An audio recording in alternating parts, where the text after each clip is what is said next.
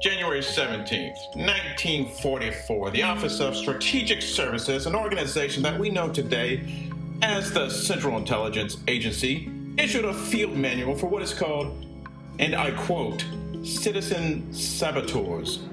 The manual's stated purpose was to, quote, characterize simple sabotage, to outline its possible effects, and to present suggestions for inciting and executing it. Among the tactics outlined in the manual were tips for disrupting an organization from the inside.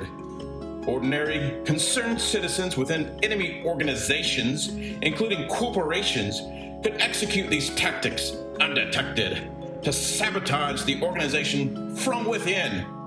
The following weekly program will give you tips and tricks suggested for the sabotage so that we, as an organization, can learn what not to do. This is Simple Sabotage. Hello, my name is Agent Canterbury. It is January 17th, 1944, and my home office, the Office of Strategic Services, has just issued a field manual titled Simple Sabotage. I have made field contact with an American citizen named Jimmy, who is living and working abroad in southern Germany. His factory is producing weapons for the Axis alliance, and hampering their work is critical to the Allies' cause. Earlier today, we were able to sneak the Simple Sabotage field manual to Jimmy in a basket of groceries.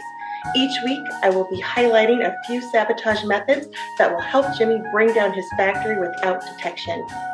I've also made contact with an American citizen, Rachel the Riveter. She works at an auto manufacturing plant in Michigan that is making warplanes to support our troops and the Allies' cause. Her work is vital. Each week, I will be providing her with tips that will lead her and the team to success rather than sabotage. I hope you are able to join me on this journey, and in doing so, learn what not to do as well as what to do to lead to success and not sabotage in your organization. Citizen Jimmy? Agent Canterbury, this is Jimmy reporting for duty. Thank you, Jimmy. Your work is vital to the Allies. Are you ready for your first assignment? Yes, I am ready and willing to help the cause. Okay, today's assignment comes from page 43 and 44 of your field manual. We'll be focusing on disrupting decision-making at your factory. A company that cannot make decisions cannot function to its fullest potential. Task number 1, insist on doing everything through channels. Never permit shortcuts to be taken in order to expedite decisions. Task number 2, advocate caution. Be reasonable and urge your fellow employees to be reasonable and to avoid haste, which might result in embarrassments or difficulties later on. Task number 3, be worried about the propriety of any decision. Raise the question of whether such action as is contemplated lies within the jurisdiction of the group and whether it might conflict with the policy of the higher echelon. Got it. Thank you, Agent Canterbury. Assignment received. I have decided to take on this task of sabotage and will start by attacking the decision-making process of others. Thank you, Jimmy. Stay safe, stay undetected, and sabotage well.